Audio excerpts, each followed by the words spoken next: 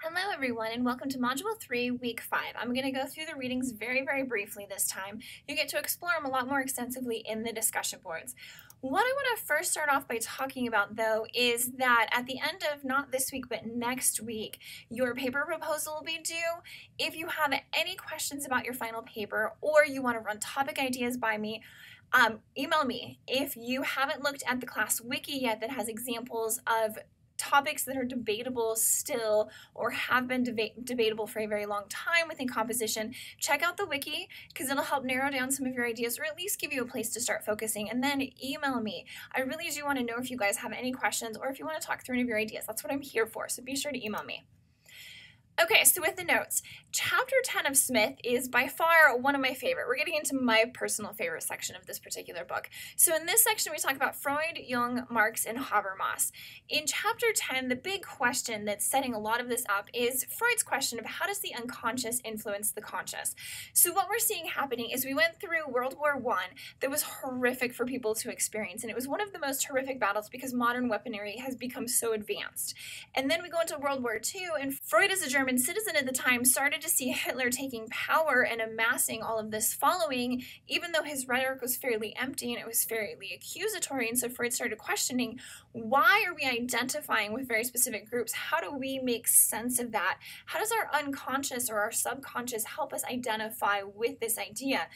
Freud's ideas are still very influential in political discussions and political debates. We hear all the time that most politicians don't have beards or mustaches because we can't trust men, and of course it's men, who have facial hair. There's a very specific stigma associated with that that's influenced by our subconscious or our unconscious, and so we're not even recognizing that idea at the conscious level.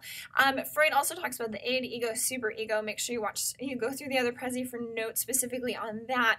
And Freud begins to talk about identification and alienation, which get picked up more heavily by Burke in the next section. But just as an idea, identification to begin with does happen with a combination of the id, the ego, and the superego and how they interact with each other. And it's the rhetorical function of the interaction where, and you'll see Jung pick up on this, with the collective unconscious. How do we all have this baseline idea of what it is that we're supposed to know? So the big ones, something like gender. How do we know that women are supposed to wear pink and men are supposed to wear blue? Why do these things happen? And then how does that influence all of these other ideas that, from an identification standpoint, quickly make us feel rhetorically as well as id, ego, superego like we belong to a specific group, and because of our belonging, we're now alienating another group who's not doing gender right, or whose play with gender is not understood by us for very specific reasons, so we end up seeing alienation and a group cast aside because of that. There are a lot of writing and communication practices that become tied up in that idea, and then obviously shared history, myth, and values. Jung picks up on that, and he moves with the collective unconscious. Lacan, who didn't make it onto the Prezi, but who is very rhetorically focused, is a combination of the Freudian ideas, especially the defense mechanisms and the rhetorical function of the defense mechanisms mixed in with, if the collective unconscious is already influencing us, how do the defense mechanisms play out within a specific culture, within even collective groups or subcultures within a much larger culture? Marx picks up on the idea of dialectical materialism, and Marx's whole point is to question power. How do language, writing practices, communication practices, educational practices put a group in power, and then how do they maintain the power of that particular group?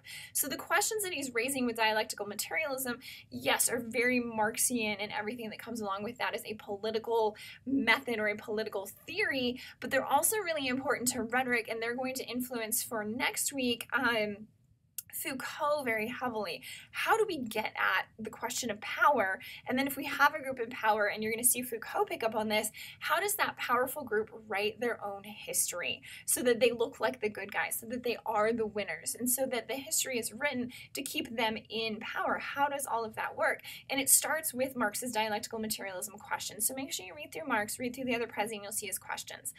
Habermas has become really important again, especially with digital rhetoric and digital media studies. So Habermas is conceptualizing the idea of a perfect public sphere. He's very problematic, and the feminists have critiqued him very heavily because in his conceptualization and for the time period, it was men who were, specifically white rich men, who were participating. And so the goal of Habermas's entire approach is, how do we come to a consensus on how we should interact with each other? What are the rules? rules? How should we follow those particular rules? How do we not get into petty fights? The problem with Habermas is it's very, very difficult to get people to agree on rules before entering a debate, because we want to change the rules as the debate goes on. I mean, we had Aristotle, Cicero, Quintilian, all theorizing how to debate. And so then for Habermas to say, forget all of them and instead focus just right here on all of these rules, and then once you follow them, we're going to have a collective decision that's going to be much more powerful for our government. It's very difficult to follow. All of these theorists in this entire section are being heavily influenced by Aristotle's catharsis, which, if you remember, is a part of pathos. So the goal of pathos is to raise the emotions of the people that are listening, and then once their emotions are raised, you need to give them an emotional release. So Freud, Jung, Lacan, Marx, and Habermas are all dealing with what does that emotional release look like, and then how does that add to group identification, and how does that influence communication practices, rhetorical strategies, histories, myths, and narratives that this particular group is telling themselves. So to go along with the Smith chapter, we also read Britton, who talks about expressive writing. I found this reading very, very interesting because I love the way that people write in informal situations and the way that they write in formal situations. So I had a discussion with somebody this morning, and we started a conversation, even though we'd never met each other, basically 3/4 of the way through, because we assumed context. We assumed background information. We assumed that you understood events because of today in particular, and all of that falls under this heading of expressive writing. And it's something that we assume and we take for granted that everybody else is going to understand. And so what Britton's really getting at is if that's the writing we're doing and that writing is serving a very specific function, then we can extrapolate that particular idea, that function of writing, to how writing shapes into how we understand our experiences through writing and just how incredibly powerful writing is. So for our purposes, how can that then be used in the composition classroom so that we can understand writing not just in this one location, not just in an academic setting, but if you're writing an essay for this particular group, how else can you understand it? How can you make that expressive? How can you shape and understand experiences because of that academic writing? And then how can you turn that into professional experience so that you can get the dream job that you've always wanted? That's what we're dealing with expressive writing. In addition to that, we have Emick, who's talking about writing as a mode of learning. So we learn when we write, we learn when we speak, we learn when we interact. Discussion boards will never go away from online classes for that exact reason. You learn by writing in them. You learn by experiencing them. And so that's what we're trying to draw on here. The second discussion board for this week focuses specifically on Burke. So Burke is very influential to rhetorical development, and what he really starts is the idea that rhetoric is a performance. This is also going to heavily influence our postmoderns. So both Foucault and eventually Butler, who's leading feminist who deals with how we perform gender. So dramatism becomes this way of performing in a specific group, and it's very heavily tied to identification and alienation. So Burke takes Freudian theory and he applies it to dramatic situations, which are all communication acts. So how do we create identification? How do we create alienation? How do I get all of you guys in this particular class watching this video to come together and feel like you belong in this class, and anybody not taking this class right now just isn't as cool as us? That would be identification and alienation, and we're doing all through performance, because here I am performing for you, and we're doing it all through language, we're doing it through rhetorical strategies, we're doing it through communication, and then eventually we're going to do it through writing. So Burke's main addition to this is the pentad, and there are 5 parts to it. There is an entire section of a Prezi devoted to the pentad, the ratio analysis between the pentads, how dominant terms are going to come out, and once those dominant terms come out, how that influences the way that we understand a specific situation. Burke's also heavily critiqued for that because 2 terms could come out as dominant and one will be picked over the other, which contextualizes, like if I pick a specific term that's related to feminism, now I'm contextualizing my theory inside of feminism, but I'm not always necessarily aware, in this case I'm pointing it out to you, but I'm not necessarily aware that that's where I'm contextualizing my information, and so then some of my discussion could be skewed without me even realizing it. So the pentad is not perfect, but it's a really important way to understand how we speak, how dominant terms come out in speaking, how we make assumptions about the audience, and how we assume that the audience is on board with everything that we're saying. And a lot of this has to do with the Burkean parlor. This was not discussed very heavily by Smith, but it's a really important important way to conceptualize Burke. So in the Burkean parlor, if you walked into this online classroom, and let's say that you started this online class today, the day that you're watching this video, would you watch this video first, which obviously you are because you're hearing this example, or would you go and post in the discussion board right away with an answer? Most of us would poke around. We would look at what's available. What did the professor give us? What does Dr. P want from us? What is it we need to do in all these locations? Okay, now I feel comfortable enough to post, even though this is my first post in week 5. The Burkean parlor is that exact situation. What cues do we know how to use? What cues do we recognize? How do we learn these cues so that we know how to interact in a situation? And the Burkean parlor is now being applied not just to face-to-face situations, but it's also being applied to digital situations. How do we learn to communicate in an online classroom? How do we learn to communicate in an online fan space when we're a fan of the show, or we're a fan of the band, or we're a fan of the movie, or we're a fan of the book? How do we figure out the specific practices in this space?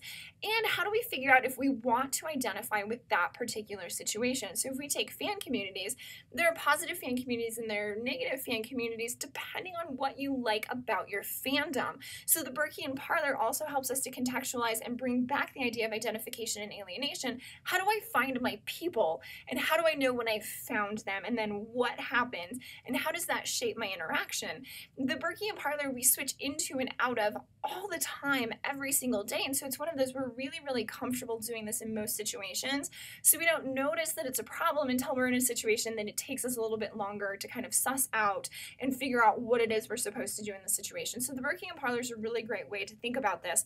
It's also a great strategy for freshman composition students to understand, what is the Burkean parlor according to my discipline? What are the rhetorical strategies?